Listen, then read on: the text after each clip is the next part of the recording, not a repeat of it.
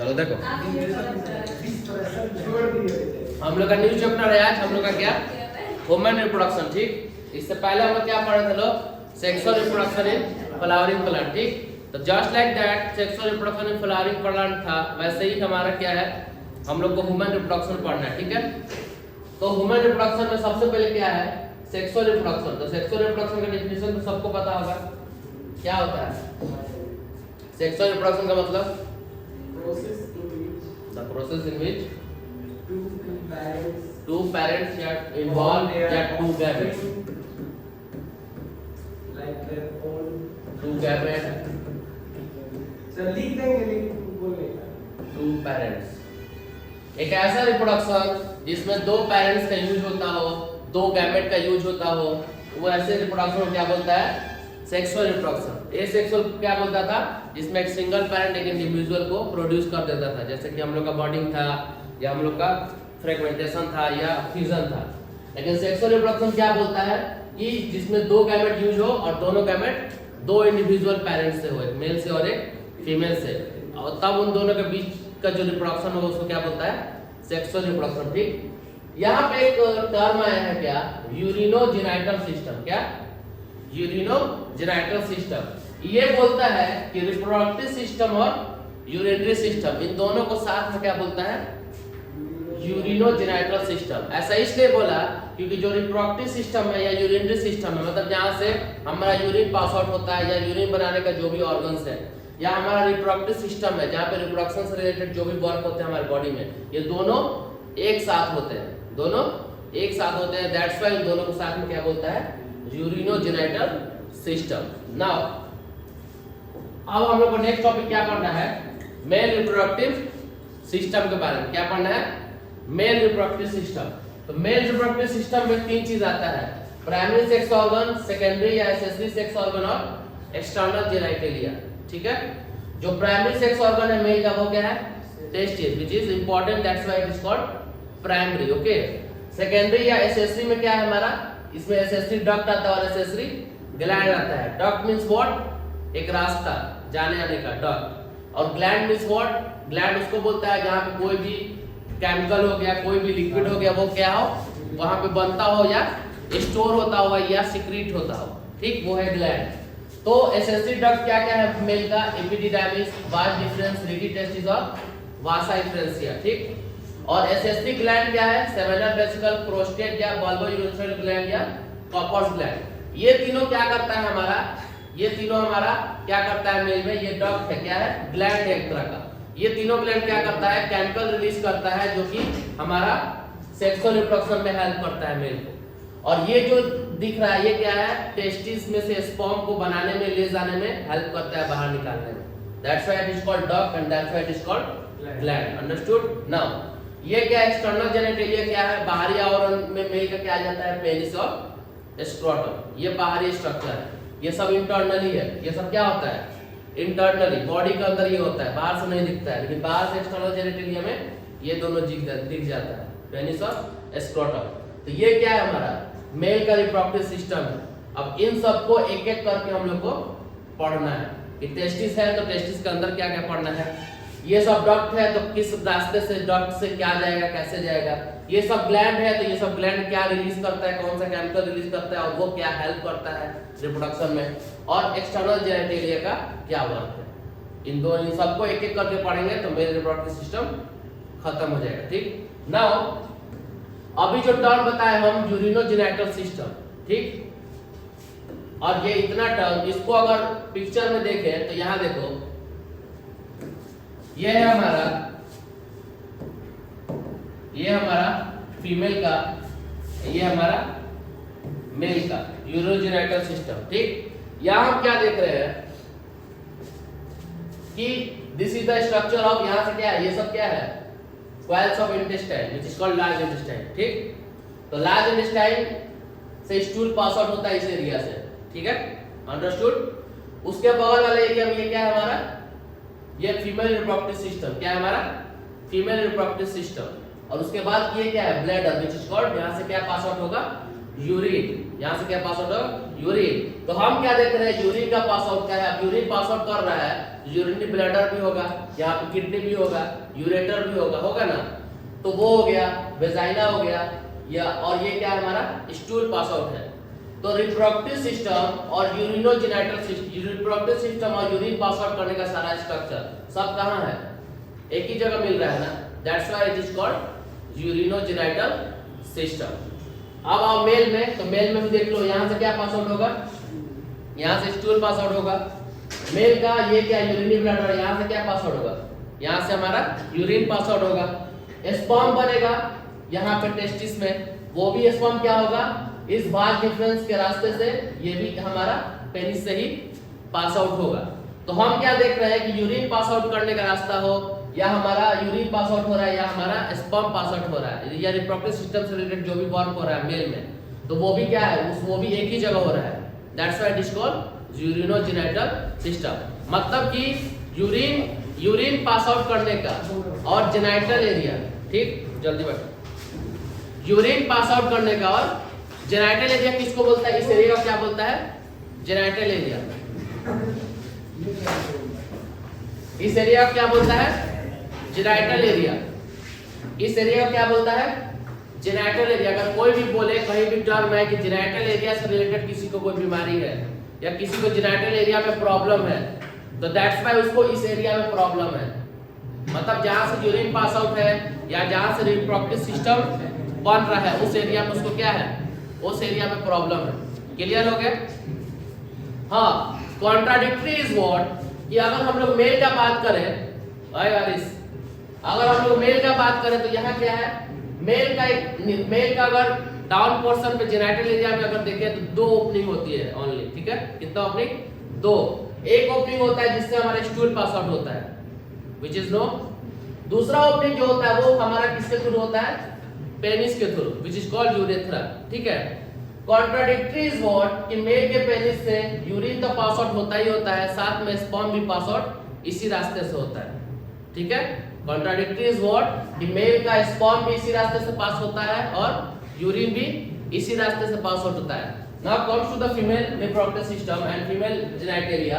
यहाँ क्या देख रहे हैं कि यहाँ पे 3 ओपनिंग मिलती है, फीमेल के डाउन पोर्शन में 3 ओपनिंग मिलती है, as compare to male, male का 2 ओपनिंग मिलता है।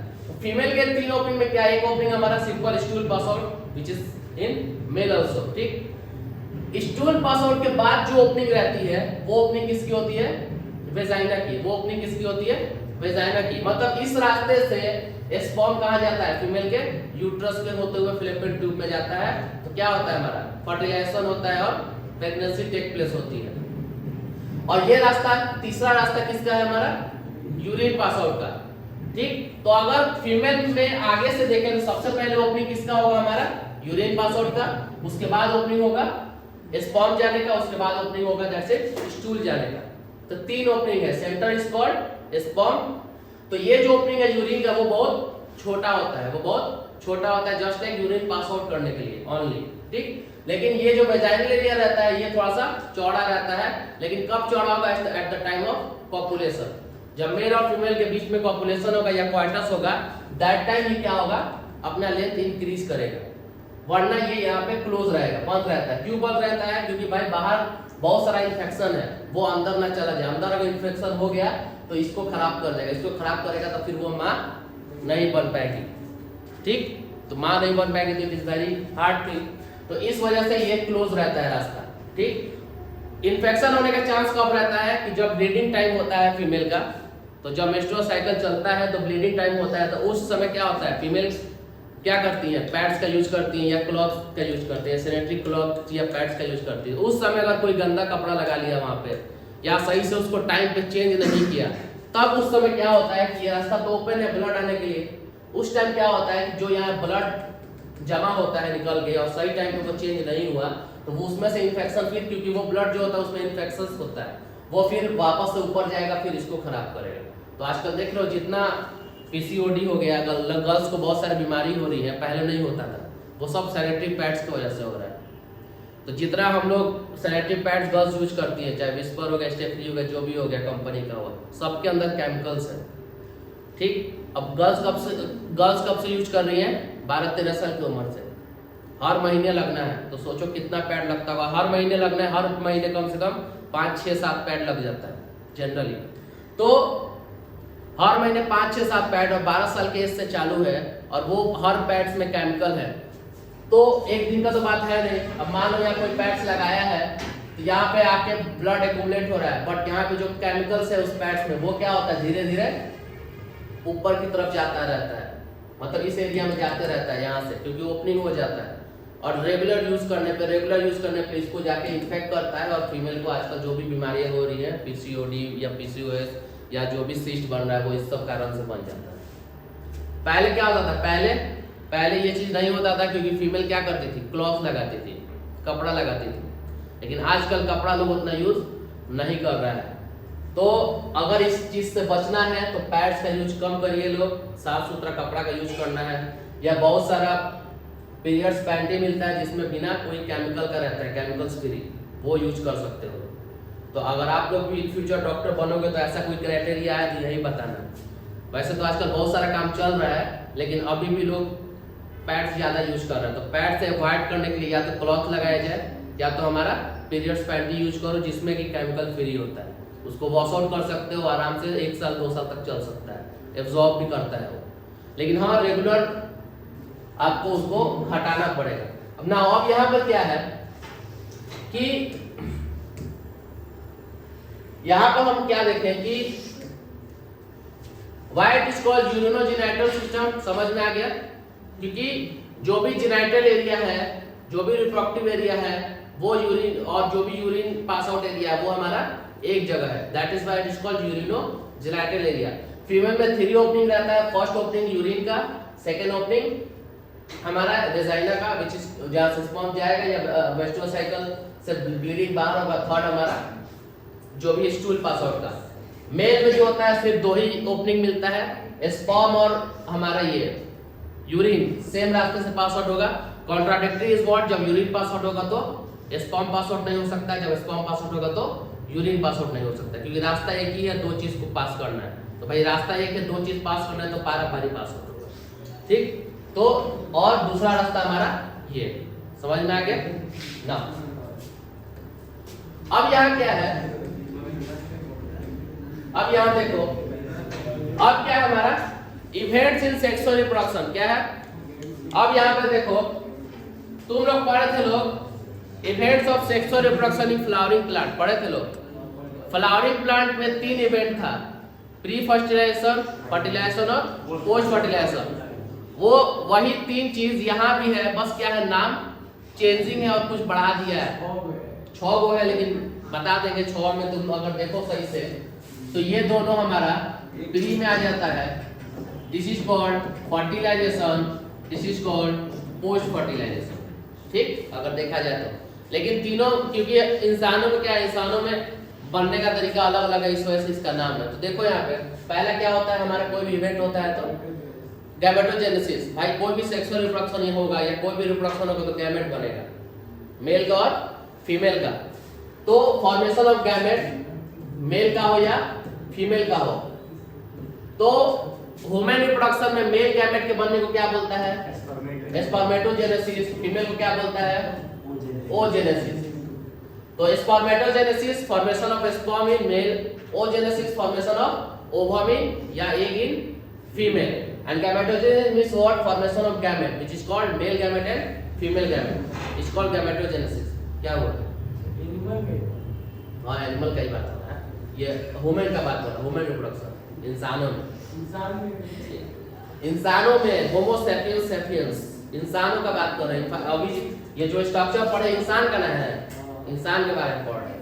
एक बनता है, क्या नहीं बनता है, ओवम बनता नहीं है, ओवम बनती है, तो उसको एक भी बोलता है। एक बन के बाहर थोड़े निकलता है कि तुम समझ गया है, बाहर निकला उसके दिमाग में कुछ और ही है। ठीक है, अब क्लियर हो गया ना? फीमेल गैमेट को ओवम भी बोलता है और एक भी बोलता है। Is that clear? चल ठीक है। अब मेल के गैमेट को स्पर्म बोलता है, ठीक है। अब क्या है, जब गैमेटोजेनेसिस हो गया, ठीक, उसको अगर प्लांट्स में जाओगे तो एंड्रोसियम भी बोलता है, ठीक। अगर गैमेटोजेनेसिस हो गया तो अब क्या होगा, जब गैमेट बन गया तो मेल गैमेट बन गया, फीमेल गैमेट बन गया, स्पर्म ओवम बन गया, अब क्या होगा, दोनों जब तक मिलेगा नहीं फर्टिलाइजेशन होगा नहीं, तो मिलने का प्रोसेस को बोलता है, यहाँ पे प्लांट्स में बोलता था क्या, पॉलिनेशन। प्लांट में क्या बोलता था, पॉलिनेशन। यहाँ पे क्या बोलता है, इंसेमिनेशन। क्या बोलता है, insemination, transfer of sperm into female reproductive tract is called insemination. Sperm का ट्रांसफर कहाँ होना, फीमेल रिप्रोडक्टिव ट्रैक्ट में, मतलब फीमेल का जो रिप्रोडक्टिव ट्रैक्ट जो रास्ता है वहां मेल का स्पर्म का ट्रांसफर होना, मतलब इस वाले ट्रैक्ट का बात कर रहा है, वेजाइनल ट्रैक्ट। इसको क्या बोलता है हमारा, इंसेमिनेशन। क्या बोलता है, इंसेमिनेशन। तो पॉलिनेशन, इंसेमिनेशन, ठीक, मिलता जुलता है। पॉलिनेशन क्या है, किसमें, प्लांट में। पॉलिनेशन मींस व्हाट, मेल के एंथर से पॉलन ग्रेन फीमेल के स्टिग्मा पे जाना। इंसेमिनेशन मींस व्हाट, मेल का स्पर्म फीमेल के रिप्रोडक्टिव ट्रैक्ट में जाना। इज दैट क्लियर, इसको बोलते हैं इंसेमिनेशन।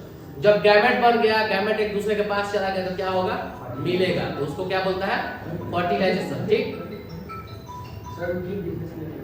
मोबाइल उठा के फेंक दो, काल से बंद रहेगा चाहिए। चलो देखो लो, तो इंसेमिनेशन मींस व्हाट कि अब क्या हुआ, गैमेट बन गया, गैमेट एक दूसरे के पास आ गया, ठीक। अब पास में आएगा तो क्या होगा, मिलेगा। मिलने को क्या कहेंगे दाऊद, जब गैमेट दो आपस में मिलता है तो क्या बोलते हैं, फर्टिलाइजेशन। Very good. तो यहाँ देखो, तो फर्टिलाइजेशन क्या हो गया, fusion of male and female gamete. Male gamete is called sperm, female gamete is called ovum या एग। तो इन दोनों का मिलना इज कॉल्ड फर्टिलाइजेशन। जब फर्टिलाइजेशन हो गया तो अब क्या होगा, implantation, what is called attachment of blastocyst. अब यहाँ देखो, यहाँ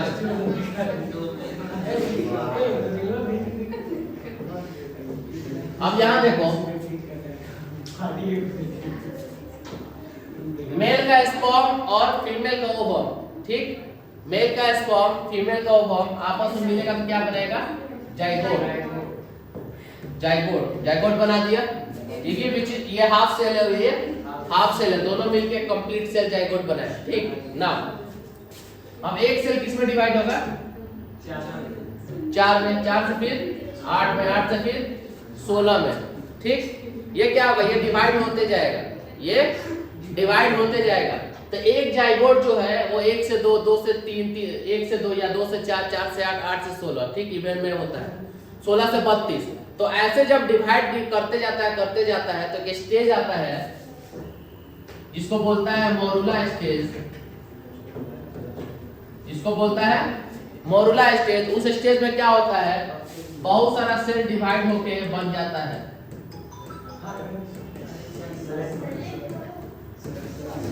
ठीक। बहुत सारा सेल क्या होता है, बहुत सारा सेल, यहाँ ध्यान दो, बहुत सारा सेल डिवाइड हो गया। क्या डिवाइड हुआ है हमारा, जाइगोट। तो पहले स्पर्म और ओवम मिला, क्या बनाया, single cell zygote. Zygote divide हुआ तो एक स्टेज है which is called morula stage. और ये जो पूरा सेल डिवाइड होके हुआ है उसको बोलता है ब्लास्टोसिस्ट। क्या बोलता है, ब्लास्टोसिस्ट। अब देखो यहाँ क्या है कॉन्ट्राडिक्टरी, कि अगर एक स्ट्रक्चर देखें,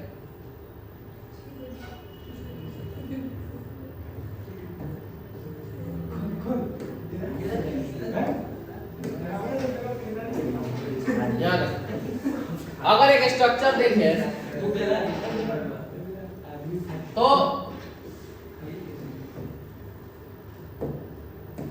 यहां से ये क्या है हमारा ओवरी, ये क्या है हमारा ओवरी, यहां से ओवम आया, ओवम यहाँ पे आ गया, ठीक है, नहीं हाँ चलो यहीं पे आ गया, ठीक। अब क्या हो, यहाँ से मेल का स्पर्म गया और इससे जाके फर्टिलाइज हो गया, फर्टिलाइज हो गया। तो अब क्या बनाया, जाइगोट। अब जो जाइगोट में डिवीजन होता है 1 से 2, 2 से 4, 4 से 8, 8 से 16, 16 से 32, जब बहुत सारा सेल डिवाइड होता है वो डिवीजन का प्रोसेस इसी एरिया में हो रहा है, हाँ इसी एरिया में हो रहा है। आगे बढ़ेगा 4 हो गया, फिर बढ़ेगा 8 हो गया, यहाँ लग नहीं रहा है अभी, यहाँ से जुट नहीं रहा है, अभी डिवीजन हो रहा है। जब एक ब्लास्टोसिस्ट का स्टेज आ जाएगा, बहुत सारा सेल डिवाइड हो जाएगा, मोरुला स्टेज आ जाएगा, तब वो आएगा यहाँ पे, आएगा इस वाले एरिया में। जब इस वाले बहुत सारे सेल डिवाइड होकर एक स्टेज लाते हैं, वो बताएंगे जब फर्टिलाइजर में पढ़ेगा तो अभी थोड़ा बहुत बस इसको समझाने के लिए बताया। ओके तो जब बहुत सारा सेल डिवाइड होके यहाँ पर आता है, ये मान लो कि स्टेज आ गया, यहाँ पे बहुत सारा सेल बन गया डिवाइड होके, तो अब क्या होगा, जब बहुत सारा सेल यहाँ से डिवाइड करते करते करते करते कहाँ आया है, यूट्रस पे आया है। कहाँ आया है, यूट्रस पे। तो अब क्या होगा, यूट्रस के बॉल से आके लगेगा, यूट्रस के बॉल से आके लगेगा, तो उसी को क्या बोलता है, इम्प्लांटेशन। क्या बोलता है, इम्प्लांटेशन। क्या बोला, attachment of blastocyst to uterine endometrium. ठीक, ये सब यूट्रस के सबसे अंदर वाले लेयर को क्या बोलता है, एंडोमेट्रियम। क्या बोलता है, एंडोमेट्रियम। तो एंडोमेट्रियम के वॉल से इस ब्लास्टोसिस्ट का आके अटैच होना, उसी को क्या बोलता है, इम्प्लांटेशन। क्या बोलता है, इम्प्लांटेशन। तो फर्टिलाइजेशन क्या हुआ समझ में आ गया, जब दोनों मिला तो सेल डिवाइड हुआ, सेल डिवाइड करते करते करते करते यहाँ तक पहुंचा। जब बहुत सारा सेल डिवाइड होगा तो उसको बोला एक ब्लास्टोसिस्ट का स्टेज है, बहुत सारा सेल डिवाइड हो गया, अब वो आके यूट्रस के वॉल से लगेगा, जिस वॉल से लगा उसको बोलता है यूट्राइन एंडोमेट्रियम, और जो प्रोसेस से लगता है उसको क्या बोलता है, इम्प्लांटेशन। क्या बोलता है, इम्प्लांटेशन। ठीक, अब देखो अब क्या है,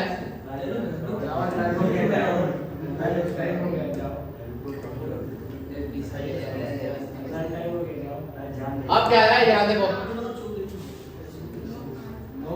नेक्स्ट क्या है हमारा, जेस्टेशन। क्या है, जेस्टेशन। ये क्या बोल रहा है, development of embryo inside the uterus. अब ये आके जो लग गया यूट्राइन वॉल से, ठीक, तो अब क्या होगा, यहाँ पे बेबी बनना शुरू होगा, मतलब एम्ब्रायो बनना शुरू होगा। जब शुरू होगा तो उस प्रोसेस को क्या बोलता है, जेस्टेशन पीरियड बोलता है। उस पीरियड को क्या बोलता है, gestation period. Is which period, it means कि बच्चा वहां पे बनना शुरू हो गया है, एम्ब्रायो बनना शुरू हो गया है, उसको क्या बोलता है, gestation.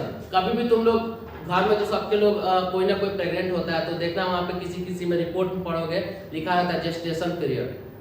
Gestation period means what, कि कितना मंथ हुआ, फर्स्ट मंथ या सेकंड मंथ या कितना ट्राइमेस्टर हुआ, ऐसा लिखा रहता है। ठीक, विच इज कॉल्ड, मतलब जेस्टेशन पीरियड मींस व्हाट, कि बच्चा बनना शुरू हो गया है, वो आके यहाँ से लग गया है, इम्प्लांट हो गया है, उसके बाद ही जेस्टेशन होगा। Parturition means what, development of, ये delivery of baby. Parturition means what, कि बच्चा का बाहर निकलना, उस प्रोसेस को क्या बोलता है, पैचुरेशन या चाइल्ड बर्थ बोलता है। कोइटस, जब कोइटस होगा तभी ना मेल फीमेल का स्पर्म एक पास आएगा, नहीं तो कहां से आएगा। यहाँ तक क्लियर हो गया, दैट्स इट। अब इसमें किसी को कोई प्रॉब्लम है तो पूछो।